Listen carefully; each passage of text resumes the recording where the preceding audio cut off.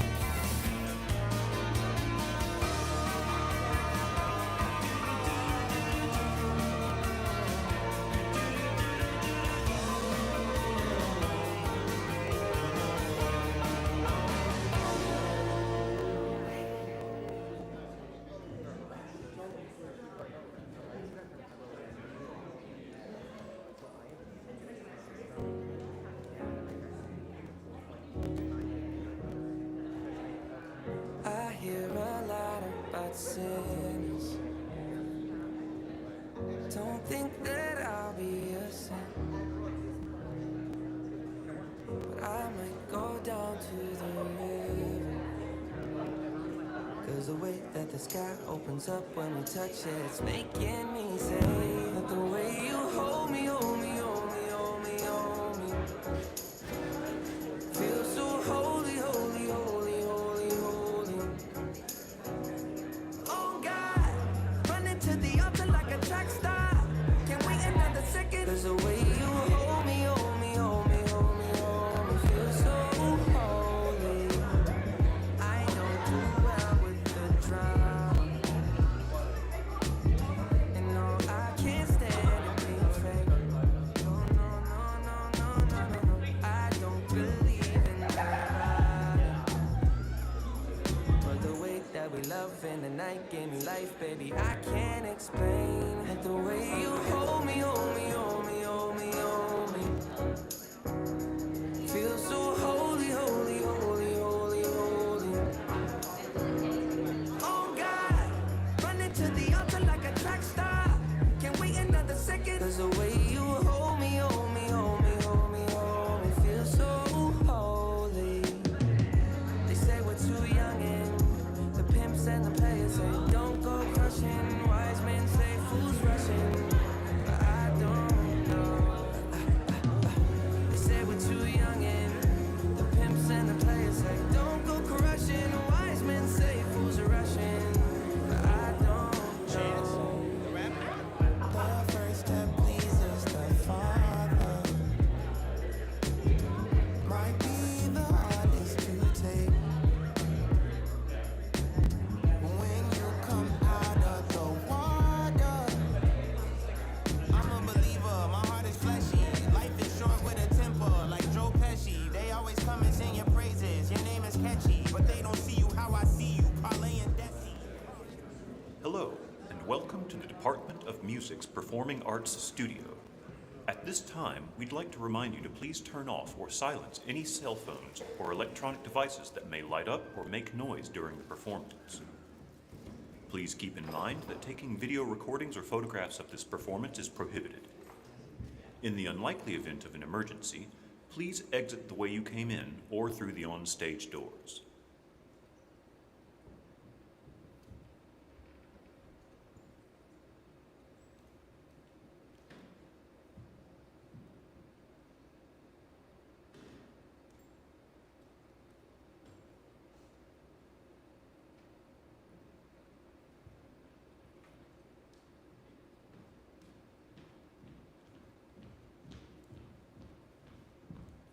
Good evening, everyone. My name is Leah Lee, and I'm from Memory Monologues team. Our team includes Mariana Sanchez and Jacqueline Commodore, JJ Myers, Sana Cambode, and Kate Miller from also M1 class. As you probably saw from our program book, our Memory Monologue has performance every year, and we talk about our lives as a medical student. Med students write it, and also we perform it. So thank you so much for coming here. And every time we have a performance, we actually donate to the different organizations. And this year, Jacqueline Commodore has chosen Cancer Vaccine Coalition. So that organization is founded for fighting against breast cancer. So thank you so much for any donations or just coming here to watch our show today. Just a reminder that please have your phones on silence because the performers can hear them, unfortunately. And also, just a quick overview. So we will have 6 monologues for the first act, and then we will have 10 minutes of intermission. And after that, we'll have 5 monologues, and that's it for tonight. Thank you again so much for coming here. And again, please silence your phone.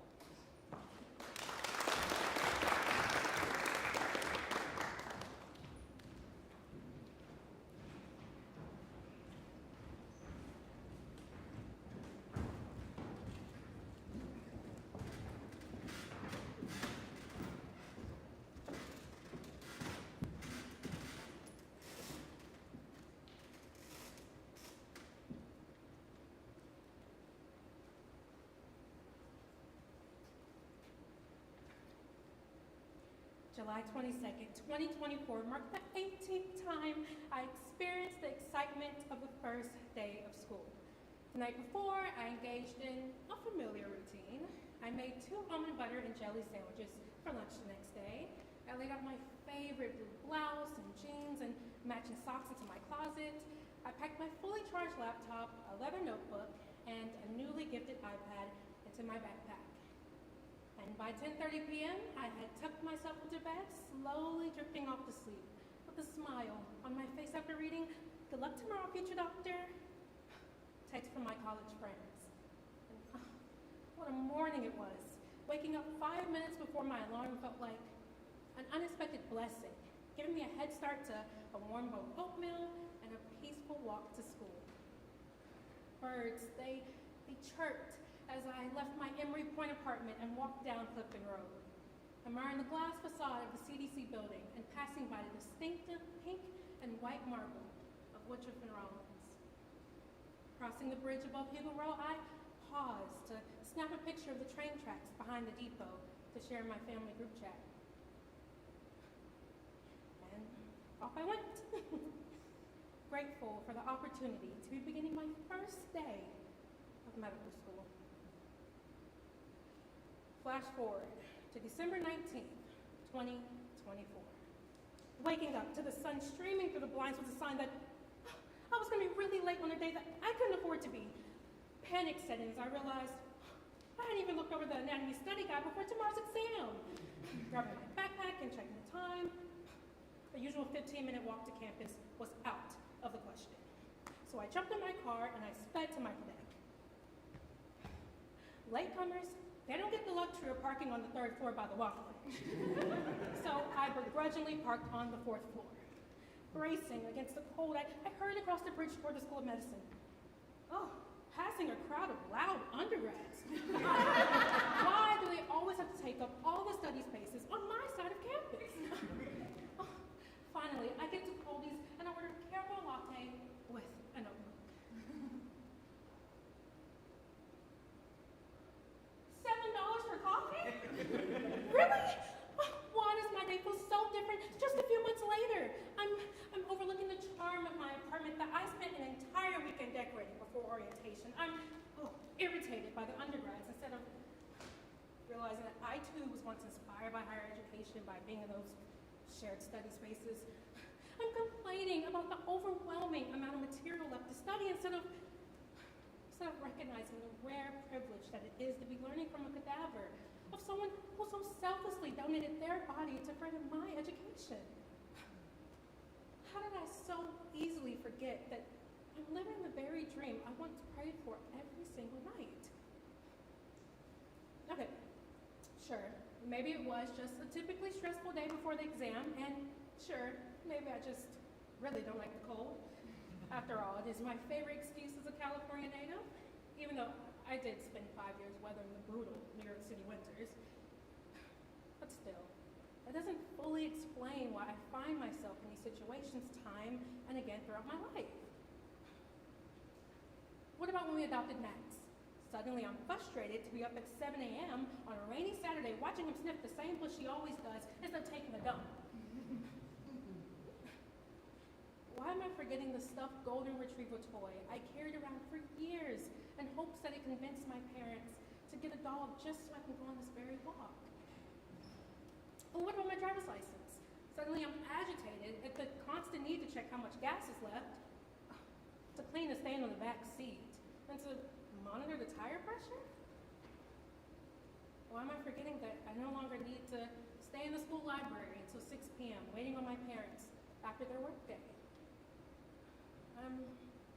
I'm worried that this pattern will continue. I mean, what about when I no longer wear a short white coat and I don a long one? Will I be annoyed that I have to keep it clean or that it gets caught in between my legs when I walk? But jokes aside, what happens when I finally land my dream job? What happens when I finally start to treat the patients who inspire me to pursue this path in the first place? Will I find myself constantly checking the clock as a patient is telling me their story? Or mentally calculating how much time is left before the next appointment? Or subconsciously wishing for a break? Will I lose the reasons for why I started this career in the first place? And the passions that I once felt so strongly?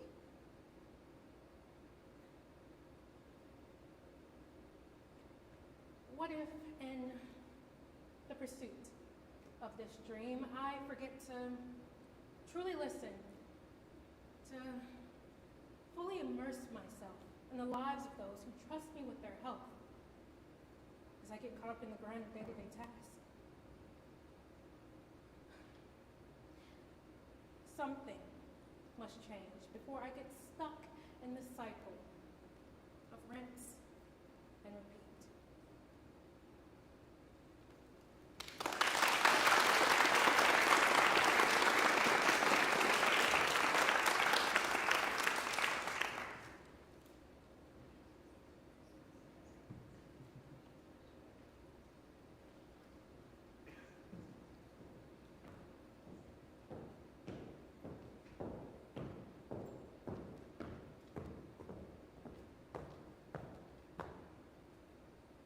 My mental health collapsed during the spring of my M1 year. I found myself overwhelmed by doubt about my chosen career path, and I had difficulty navigating my class's complicated social dynamics. Renal pathophysiology made no sense. Even as the summer approached, the anatomy lab remained cold, dark, and wet, and after 13 weeks, I still couldn't distinguish a nerve from a random shred of fascia. For full transparency, I was struggling with suicidal ideation on a daily basis. I've always considered myself a fairly high-strung person. For much of my life, I've berated myself for not joining a more prestigious research lab, or getting onto that competitive dance team, or spearheading a service project, or being more of a child prodigy. Only partially kidding. These feelings of inadequacy only amplified once I started medical school, when I was surrounded by awesome, accomplished people. I often wished that I could volunteer more, or join a clinical research project, or hell, even shadow more physicians. But I usually found myself napping all afternoon instead. Things only got worse as the year went on. I was terrified of going to OPEX. I had limited confidence in my ability to locate. I felt tachycardic at the idea of having to speak to real patients. Eventually, I realized that I couldn't cope with these feelings of anxiety, fear, and guilt any longer on my own.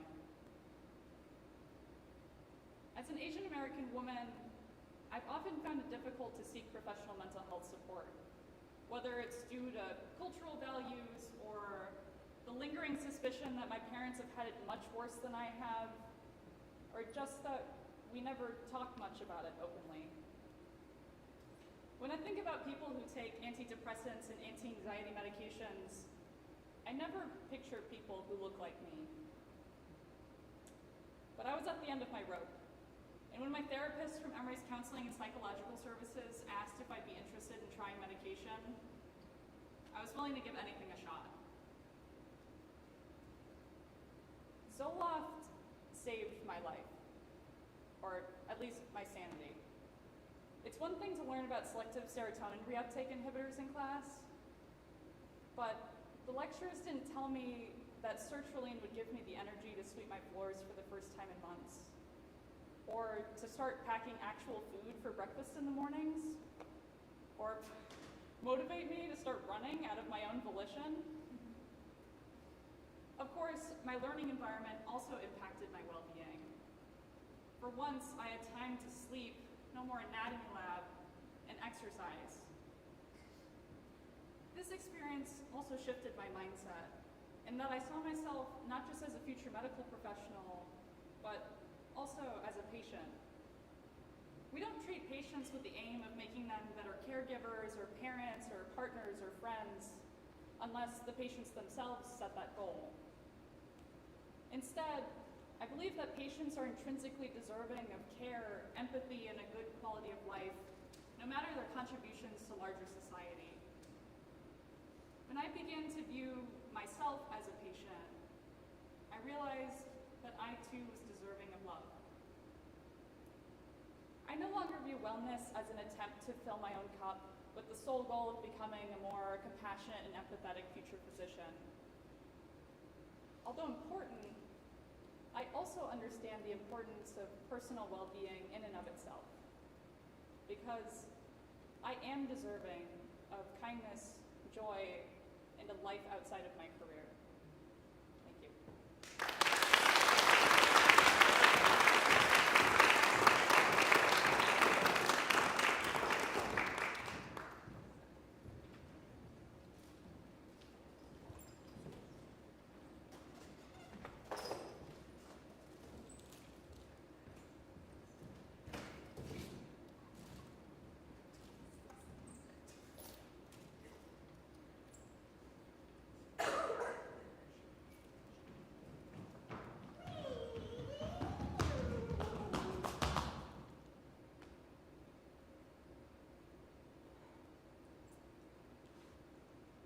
I hate airports. I hate goodbyes. When you have to say goodbye to someone not knowing when you will see that person again, you feel butterflies in your stomach. You feel a ball stuck in your throat. Being the only one in the family who's in this wild, wild west or south, I often wonder, when will I see my family again? Being a medical student who has lots to learn and train for, I wonder if I'll even have time to see my family again. I hate goodbyes. When I'm at the airport to reunite with my family, I'm excited like a sweet dog who's been waiting for their family to be back from their outing. But I hide my excitement a little, because I know we all feel that bittersweetness. Yes, we are here all together now, but I'll have to leave in a week or two. I hate goodbyes. Sometimes I wonder if this is how I will feel as a real doctor, not a medical student, but a full-on independent doctor. When I have to discharge a patient who got all better, I wonder if I'll feel those butterflies. Come visit again. Oh, wait, oh, that's not what I meant. I mean, I don't want you to be sick again, so I don't want you to be back here, but that doesn't, you know what I mean, right?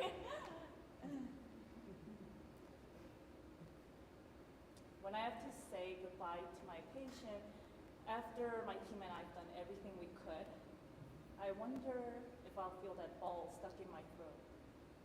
Don't cry in front of the family. Like, you are the professional here. Just keep it together. When I have to send a patient to a different facility or department, I wonder if I'll feel that bittersweetness. Have I done everything I could? Like, what if I've done something wrong? You know what? It's okay. They're in good hands now. Just focus on the next patient. I hate goodbyes. I hope one day goodbyes will be easier.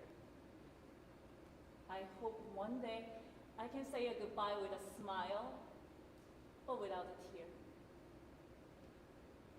But I already know. Goodbyes are never going to be easy. That's human nature.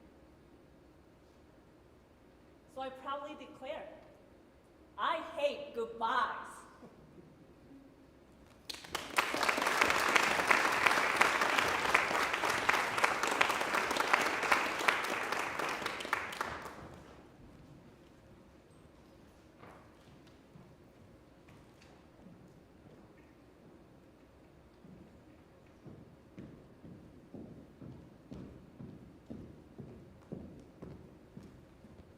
Last year, I bought a beautiful green record player. Perhaps shockingly, neither my roommate nor I had ever seen one in person. We strolled into the record store like two kids in a candy shop, bounding up and down the aisles. In our mission to find the perfect album, we ended up with an artist I had never heard of before, but who cared? It was a vinyl.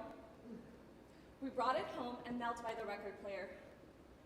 And as the needle began to scratch, I felt my breath catch. Who knew that a little needle and a spinning black circle could make music that sounds so alive? And did you know there's side B to records? When I figured out how to flip the vinyl, I gave myself a mental high five for mastering this new puzzle. I rushed to call my grandparents to tell them about my brand new discovery when all their wisdom replied, "Sweetheart, How do you think we listen to music our entire lives? I dove into research on how this thing worked, but somewhere along the way, I stopped trying to understand. I simply accepted the magic of this really cool, obsolete piece of technology. And here's the thing, I thought I knew what music was. But sometimes, the most powerful sounds don't come from screens or speakers. Instead, they come from things that stick with us. Like a song on repeat, or like a voice we wish we could forget, but can't. High school was supposed to be about football games and prom. But for those 4 years, mine was marred by a different kind of noise. There were touches that weren't consensual, and jokes about those touches.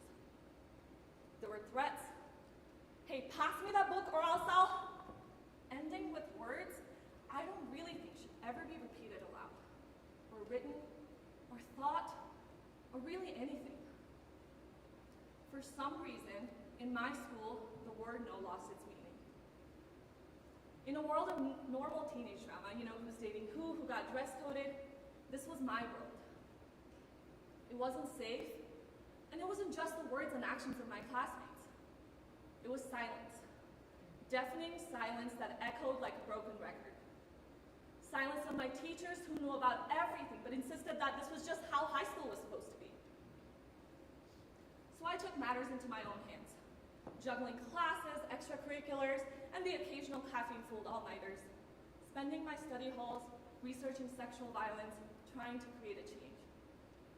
Because if no one else is going to do it, a 16-year-old with a notebook and Google may as well give it a try. I didn't know how to fix the problem, but I knew I had to do something. Alone, I raised funds, I prepared a full curriculum, I made sure I had everything I needed in order to make a difference. And still, the administration said no. I guess that word had meaning now. But the fire inside me still kept burning. It didn't stop when doors were slammed. It didn't stop when I was told I was too young to make a change. I kept fighting. And the fight took me to college, where I trained to become a peer counselor and a patient advocate for sexual violence survivors in the ER. I sat with patients, I listened, and provided whatever comfort I could. I didn't always have the answers, but I gave them one thing I had needed: someone to listen. There was this patient, a young girl. In the ER, she barely glanced at me, tears streaming down her face, her eyes glued to her phone. I didn't know what to say, but I knew what to do. I sat with her. I didn't try to fill the space with words. Instead, I listened. She started opening up. She shared her favorite jokes. We disagreed on what Jell-O flavor was the best. She told me about the assault that landed her in the hospital. And as the nurse came in to do the evidence collection kit, she asked everybody to leave the room, except me. That moment hit me harder than I realized. There was this young girl asking for me to stay, asking me to be the one who witnessed her strength. A couple hours later, as I stood up to say goodbye and remind her of her unbreakable strength, she grabbed me by the hand and whispered softly, "I liked you." And now, I'm about to become a physician, and every day I carry that patient with me. In my heart, she's sitting next to the 16-year-old version of me, the one who just wanted someone to protect her, so learn to fight for herself. The one Googling scholarships for high school projects that may as well change the world at 3 a.m. Maybe if Google could solve everything, I wouldn't be in medical school. I carry the joy of discovering something as simple as a record player and the weight of a patient's tears. Every experience, every lesson has shaped who I am now. I'll never forget that first record album, or that my young patient preferred green Jell-O over red, because all of these experiences color the way I will ultimately practice as a doctor. And as a doctor, I know my role isn't just to treat the body. Sure, I should probably know what side of the body the spleen is on, or not put my stethoscope on backwards, but the practice of medicine comes in tuning into the things unsaid. The shifts in tone, the fidgeting hands, the stories that the body shares when the mind can't quite get the words out. I will sit with my patients in their hardest moments. I will study, I will learn, I will teach, and I will fight for them.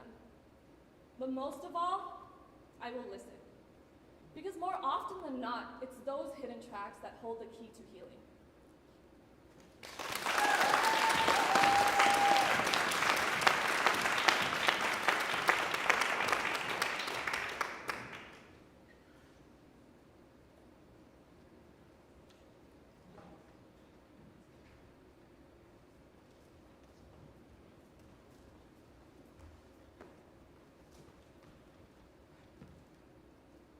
Just pass. You have so much time. Don't worry about doing anything crazy like starting research your first year. That would be insane. Just pass it. You'll be fine. But you have a cardio exam and an anatomy exam next Friday. You better know all the branches off the external carotid artery and how to read an EKG. I really hope you've been preparing. But it's really not that deep. Just read through the slides a couple times. You'll be just fine. And stat is so far away. So don't worry about doing board-style questions. That would be crazy. Don't be crazy. And also, I don't want you worrying about what specialty you're going to do. You have so much time.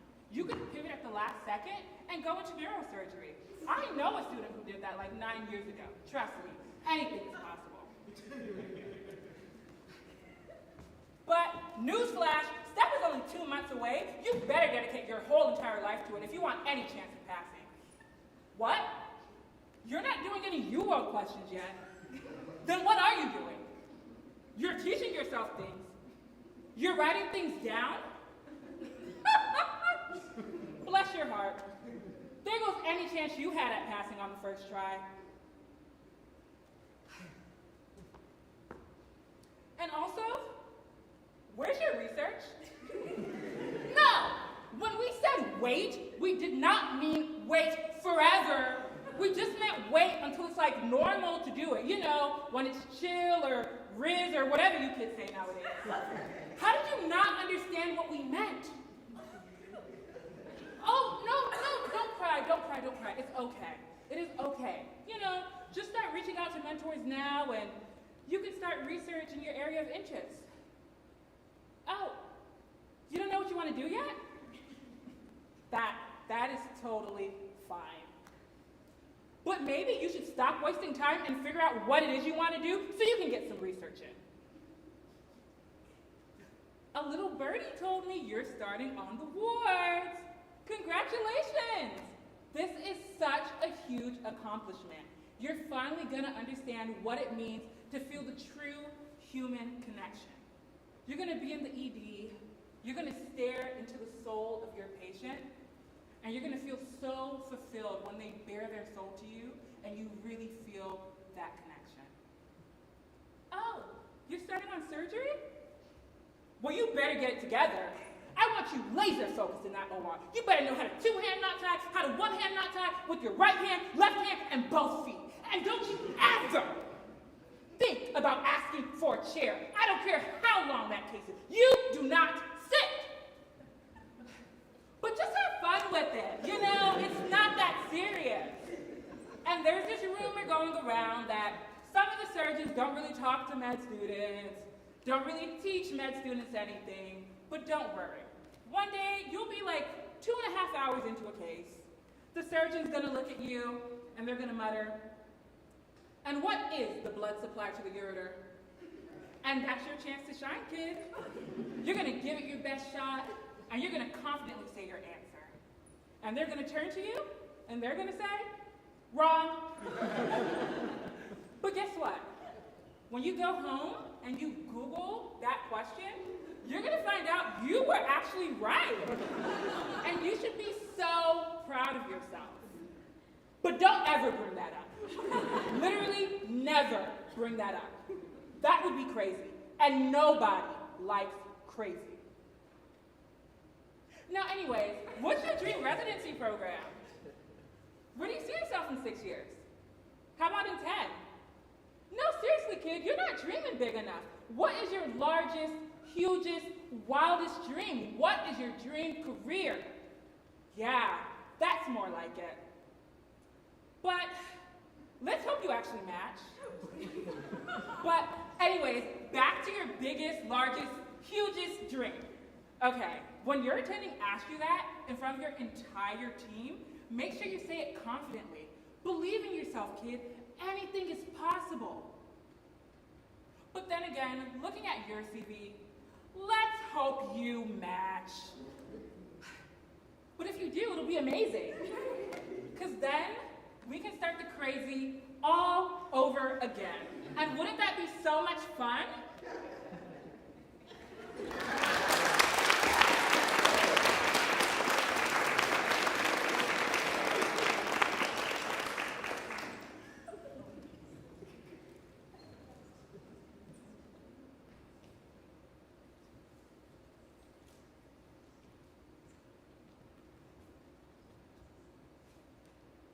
Small things, Dad. That's where I find you these days. In the music I play, in the laughs I share, with the people that matter. You sit next to me, late at night, when I can't sleep. I swear it's genetic. Some of those genes, good. Others, not as good. But good days, and growing days, and a lot of them. But I embrace the good and learn from the bad. If you were sitting here right now, we'd be talking this all out loud. How much has changed, where I'm going.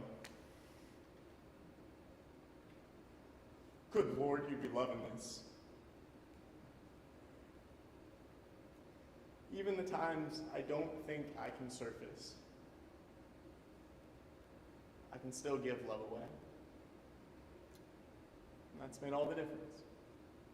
So, here's my update, Dad. Finishing school, got a new place, a great dog, best of friends, and who knows what else. Knowing my life, it'll probably be something small with a love that keeps on growing. But I'll tell you about that later.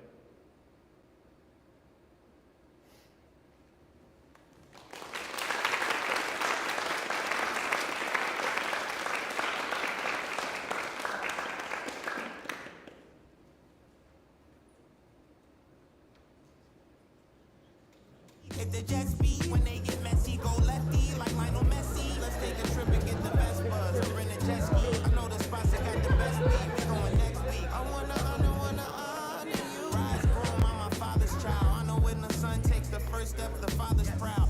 If you make it to the water, he'll part the clouds. I know he made you a snack like Oscar Proud. Suffer it to be so now, gotta clean it up.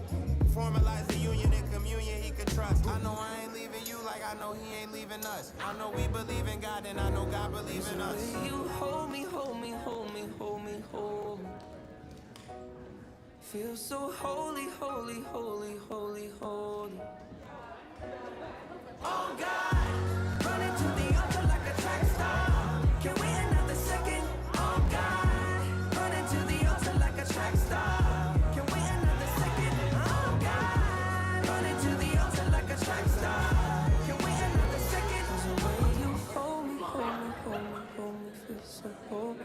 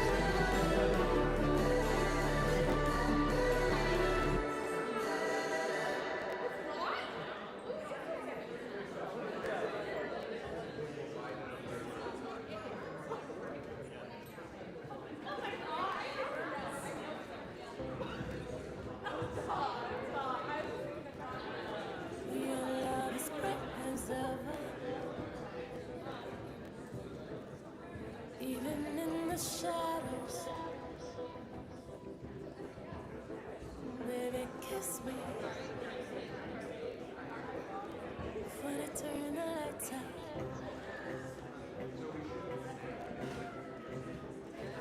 Your heart is glowing,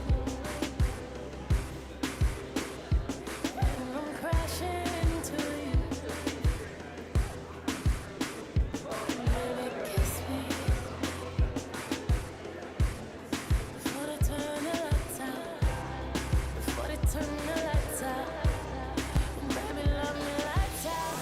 In the darkest night. Oh, I search through the crowd. Your face is all that I see. I give you everything. Baby, love me lights out.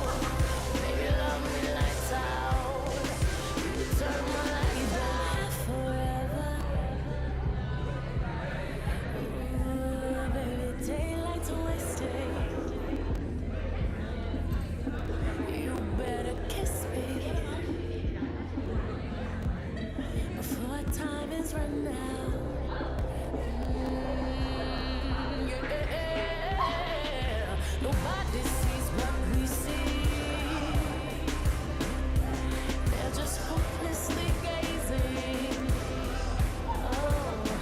Oh, baby, take me. Before they turn the lights out, before time is run out. Baby, love me lights out. In the darkest night. Oh, I search through the crowd. Your face is all that I see. I give you everything. Baby, love me lights out. Baby, love me lights out. You turn my lights out. I love it like EXO. You love me like EXO. You kill me, boy, EXO. You love me like EXO. All that I see. Give me everything. Baby, love me lights out. Baby, love me lights out. You could turn my lights out.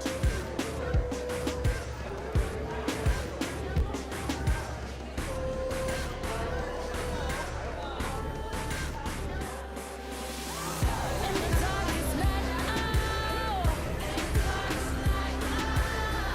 I search through the crowd. Your face is all that I see. I give you everything. Baby, love me lights out. Baby, love me lights out. You turn my lights out.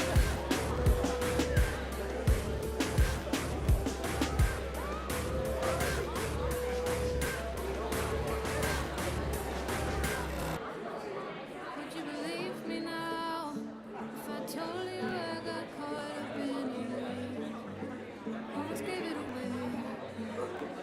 Would you hear me out if I told you I was terrified for days? Thought I was gonna break. Oh, I couldn't stop it, tried to slow it all down. Crying in the bathroom to figure it out. With everyone around me saying you must be so happy now. Oh, keep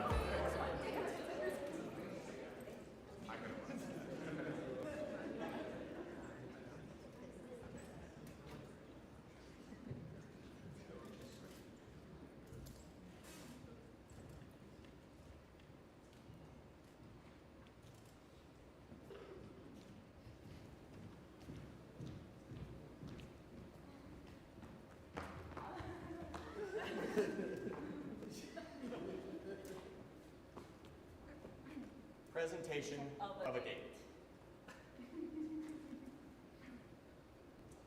This is a 27-year-old male with past medical history relevant for ADHD and commitment issues.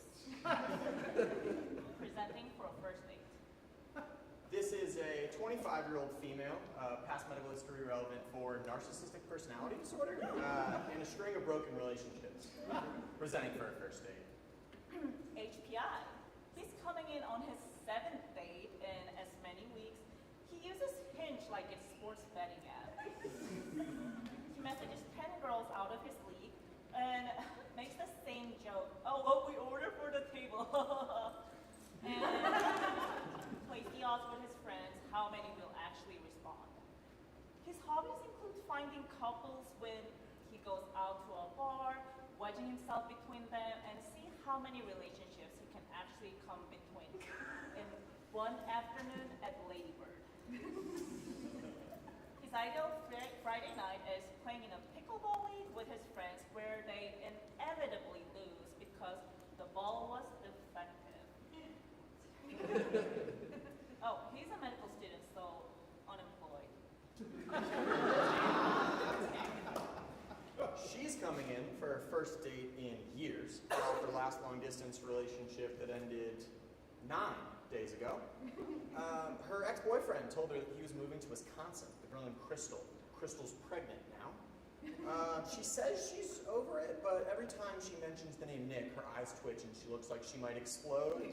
Her ideal Friday night is telling all of her friends she has plans while she sits on the couch with 3 carbonated beverages, watching Real Housewives of Salt Lake City, and complaining about her lack of love life to the TV. She's also a med student, so red flag. In terms of past medical history, he has marijuana use disorder that he was diagnosed sophomore year of his college when he started growing pot out of his fraternity bathroom. Oh my god. Okay, he also has repaired ACL tear that he injured while playing kickball with his boys. She has narcissistic personality disorder, but previous psychiatrists have also thrown out histrionic independence possibilities. Medication. He claims the weed is his form of self-medicating, and the only other drug that he takes is Adderall. He gets from his old college club. She is on birth control. He is allergic to dating in any serious capacity, and also penicillin. She's allergic to men who like her back, and also dogs. In terms of social history, she says she doesn't smoke, but clutching a sour apple vape in her hand like her life depends on it. And no recreational drugs. He says he's a social drinker, but upon further questioning, he drinks 10 Trulies out of 4 nights a week. Okay, also lives with 3 roommates and 3 dogs. Okay, in terms of family history, he's weirdly close with his mom. Her parents divorced 3 times, and her dad is dating someone her own age.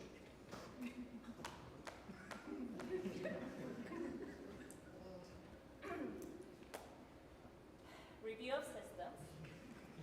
Positive for constantly clearing his throat, keeps asking if I've ever played pickleball before, and breaks out the Nicorette gum between every drink. Her review of systems is positive for continuing to bring up her ex from 5 years ago, constantly checking her phone even though there's no notifications, and oversharing about her journey discovering the healing properties of red light therapy. On physical exam today, appears older than the stated age. Vitals are stable, but appears to be shivering, not wearing appropriate or nearly enough clothing for the weather. Can see her bra through her shirt. Okay, appears diaphoretic despite the AC being on full blast, and he's notably shorter than the stated height. And his shirt looks nice, but his mom definitely bought it for him. He's probably either has like sisters or is metrosexual. Eyes keep dropping downwards. Concern for ptosis.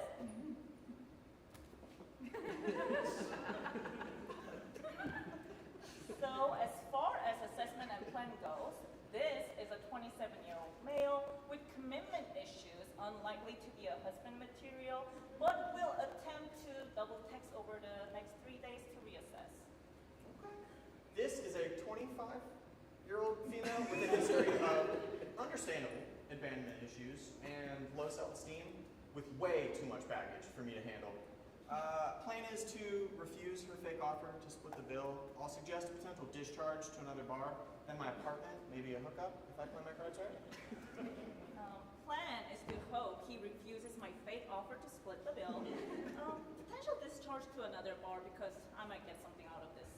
And will consider hookup only if he has more than 1 pillow on his bed.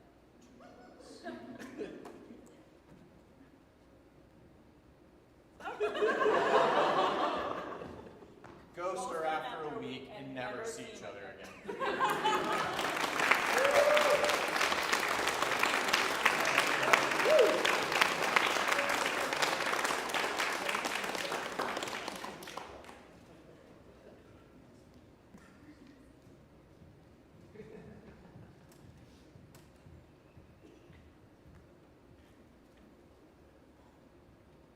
I'm sitting here on my couch, trying to think about things to talk about. What could I say? After 6 grueling years of college and gap years, I finally made it to medical school and am now living the dream.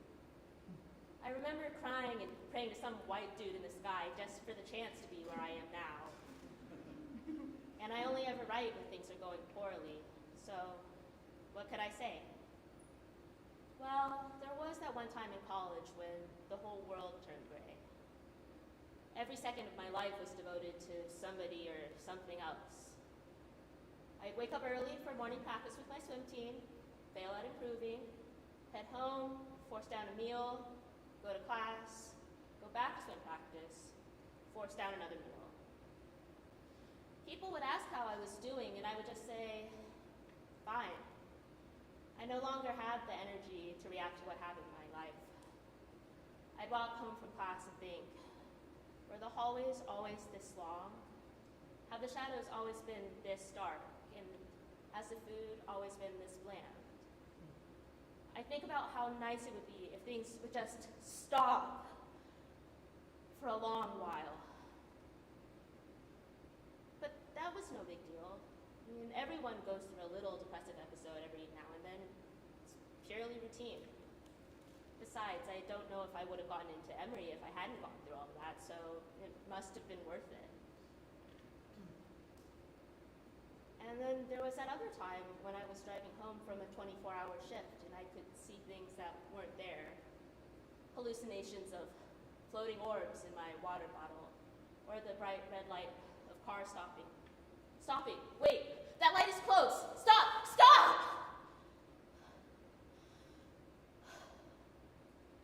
I'd been working almost 80 hours that week to have enough for rent and food and maybe a nice dinner with my boyfriend. And I wanted to have some money for when I started medical school in case my car broke down or my loans didn't come through or anything else I could use a rainy day fund for.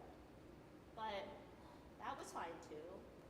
I've got a young body and I can abuse it for a little while if it means having some savings. What are a few hallucinations? And I heard residency would be just like that, so it was really training for my future career anyway. And who knows if I would have gotten into Emory if I hadn't put myself through all that, so it must have been worth it. And now that I'm here, things are so great. Everything is wonderful and just as I expected. You know, I walk home and think about all the cool things I learned in anatomy class. I'll ask myself, were the hallways always this long? And yeah, they were, so nothing to worry about. I get home and sit at my tiny desk in my tiny apartment and think about how grateful I am that I put in all this hard work and think about how much hard work I still have left ahead of me. How many more 24-hour shifts I have to drive back from. How many great trees and land meals I have to look forward to. I thought things were supposed to get better. I thought I was supposed to be living the dream. I don't know if I would still be standing here in front of you all if I hadn't gone through all that, and I don't think I'll ever know. I can't think about all of the infinite roads I have ahead of me and how one small decision could change my entire trajectory. It's paralyzing to think that you can make one small wrong decision and your whole life would not be the same. I now recognize the importance of prioritizing myself.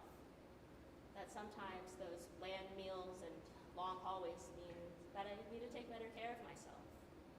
That I need to take more time to breathe and rest when the time is right. I can't keep pushing myself to the edge and telling myself it's all worth it. Sometimes it's not.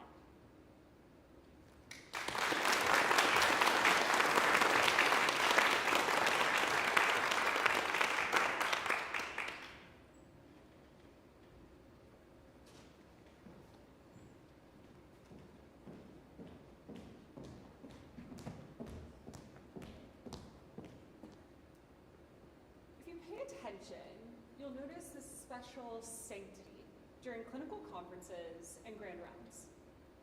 It's an energy that flows between lecturer and audience, an equilibrium that exists across time and space, an exchange of knowledge and identities, a bi-directional metamorphosis. I didn't appreciate this in my preclinical years. After all, lectures were taught by faculty, the wisest and most experienced members of the medical hierarchy. They bestowed their knowledge on us, a crowd of unknowing, yet deeply curious students. A unidirectional flow of energy. Lecturers stood tall and confident, their knowledge base wide and without gaps. After all, they'd been to medical school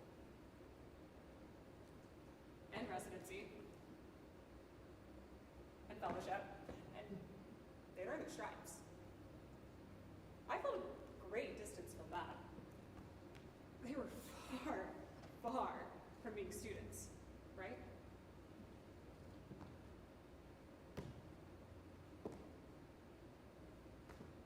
Wrong.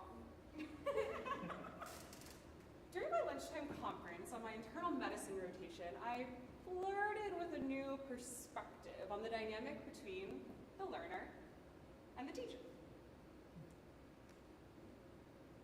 An attending, whom I taught my medical school class many times, who I thought of as a force of clinical acumen and clinical medical expertise, sat next to me. I watched as she listened intently. A glimmer of student-like curiosity in her eyes, as if she was learning something for the first time. And I thought for a second, maybe she was. For a moment, and for the first time, I didn't feel so distant from the teacher, now student next to me. I felt a mutuality between us. For the first time, I saw that she was not only a teacher, but a student, still growing and learning, and unafraid to show it. I came to an epiphany. An educator can never not be a learner, and it's an inescapable, eternal identity. For the teacher and the student are intrinsically connected, for one cannot exist without the other. It's a social contract where either party can end up on the opposite side, eventually and repeatedly. A bi-directional metamorphosis.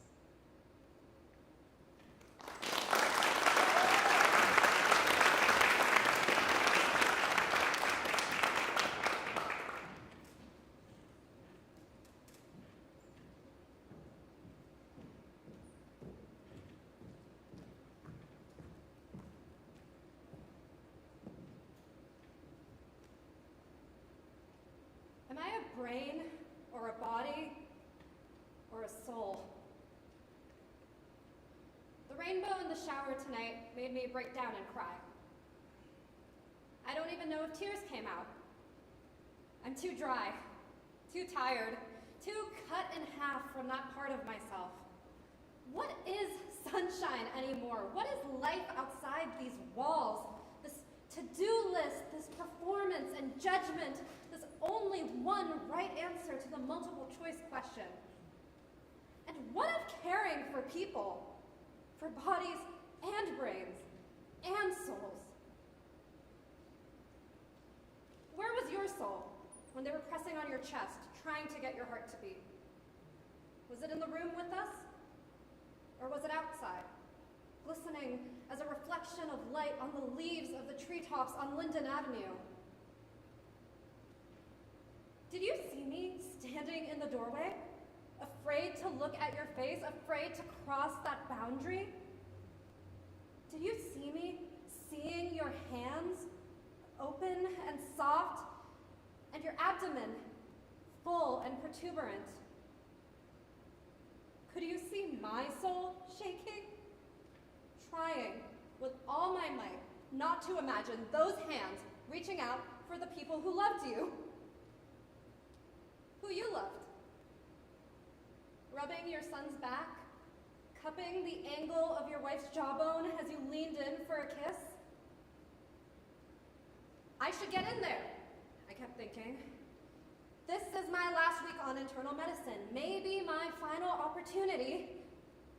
Is life versus death an opportunity to be part of a code? And yet I was stuck in the doorway. I couldn't bring myself to look at your face. I didn't have the reserve to stay impartial, to keep compartmentalized. There's a difference between sympathy and empathy, they taught us.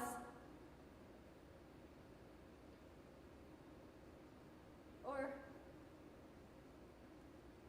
was it empathy and compassion? My brain was too foggy and sleep-deprived to remember. My thoughts raced like a river, my heart beat like a gong, but for you there was silence.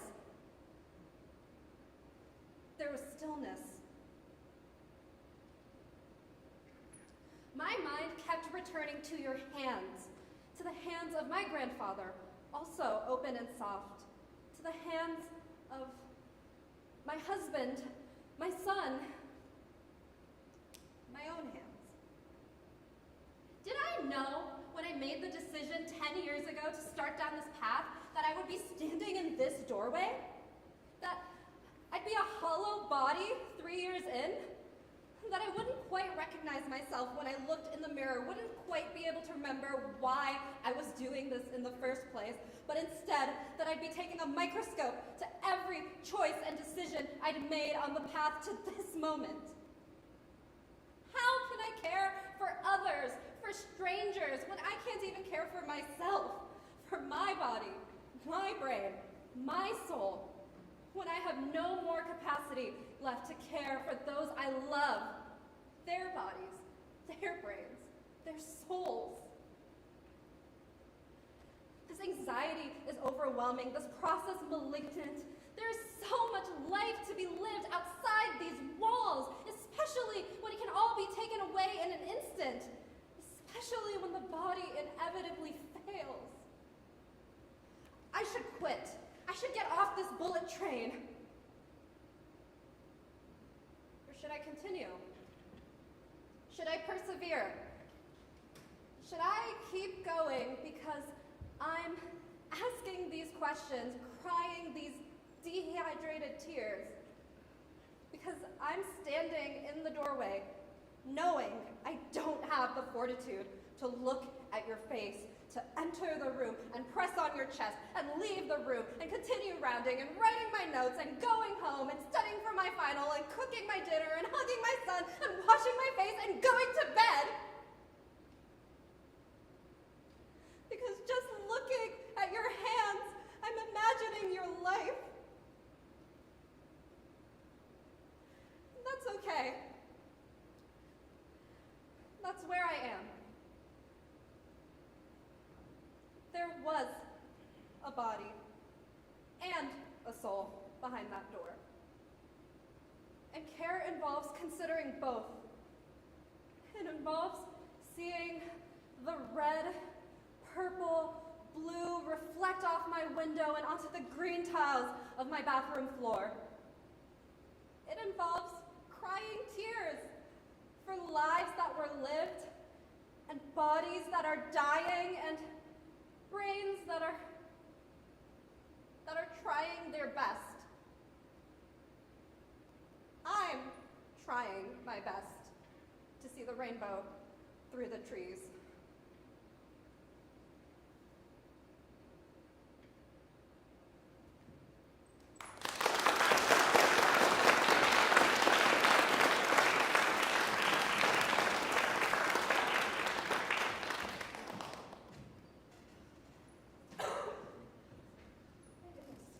Do you feel that? Is that vibrating? Is that my phone ringing? For those of you who didn't grow up in the age of text messaging, let me explain to you the deep fear that comes with the constant vibration of a phone call. I can feel the blood draining from my face. My palms are getting sweaty. My heart is beating faster in my chest. I muster up the courage to look at my phone. It's a family member, someone I've known my entire life, yet that doesn't make me feel any better. I'll answer the call. Hey, what's up? I try to sound nonchalant, even though my chest is getting tighter. It's my aunt, and she's at the urgent care. They're refusing to see her because she had a little fall, and they say she needs to go to the hospital. Do I think that's necessary? Medical advice, okay. I simultaneously feel less stressed, but also more stressed. On the one hand, no one's dead, so that's a good thing. But on the other, now I'm being asked for medical advice. I'm just a student. I haven't even started my clerkship phase yet. Like a reflex, I say, oh, you had a fall? Can you tell me more about that? Wow, that sounded so smart. It's almost like this medical school thing is preparing me to be a doctor. So open-ended. Do I listen to what she has to say? Barely. I know nothing. I haven't even taken step 1 yet. But after she explains, I ask a few more doctor questions. Oh, when did this happen? Do you have any other symptoms? Does anything make the headache better? Does anything make the headache worse? She explains some more, and ultimately, I tell her exactly what the urgent care doctor said. You should probably go to the hospital. Just in case something more is wrong, it's best to know now. She agrees. And, you know, I feel like I've done a really good thing. As the only person in my family in the healthcare field, I feel like I was able to be there when she had a question and help her feel better about her care. And isn't that part of the whole reason I wanted to be a doctor anyways, to help make medical care more accessible to my friends and family? You know, as I go through school, more and more of the phone calls I get are asking questions like these. Do I really need to take this medication? Are my kids behaving normally? Is this gonna be the thing that kills me? You know, I'm proud to be there for my family. I'm proud that they can come and ask me questions, and they all say they feel more comfortable talking to me than talking to a stranger. But, you know, I'm no longer just a person. I'm not, you know, a sister, a cousin, a friend, a daughter. I'm a medical professional. And I don't even have any credentials yet. I fear that as I move through life, it's going to be very hard for me to just be a normal person.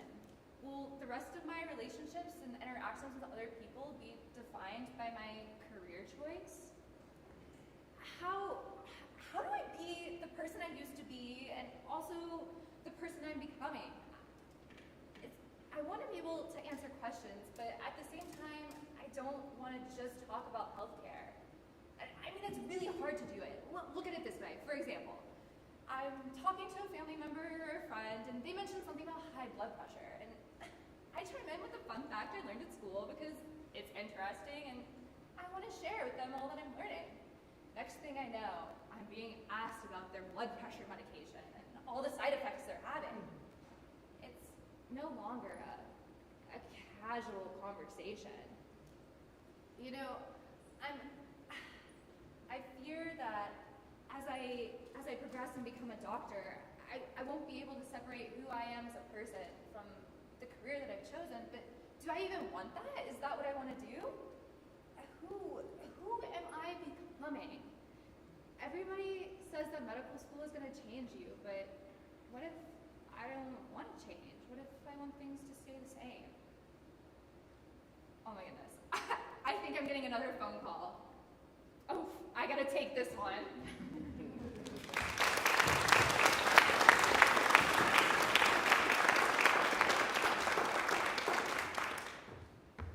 Well, thank you all for coming out tonight. It's been so much fun for the two of us to put on the show for the last few years. I think it's so important to have a space like this for us to be able to talk about all the crazy things that we go through as medical students, from our preclinical years to the wards to interesting dates. Yeah, we're really grateful that we see a lot of the same faces that we've seen in past years, and we're really grateful to you guys for supporting us. Yeah, specifically there's been so many community members that help this show every year. Dr. Ely is a huge support, Dr. Evans as well, Dr. Gunthal and the Home Society, and also Mona Ingram has always been helpful, and MSS, thank you so much. I see some of you out there, so thanks for funding this show this year. Yeah. And beyond this being a very fun show and a great creative outlet, we do this event to raise money for a charity each year. This year we'll be giving to the Cancer Vaccine Research Fund.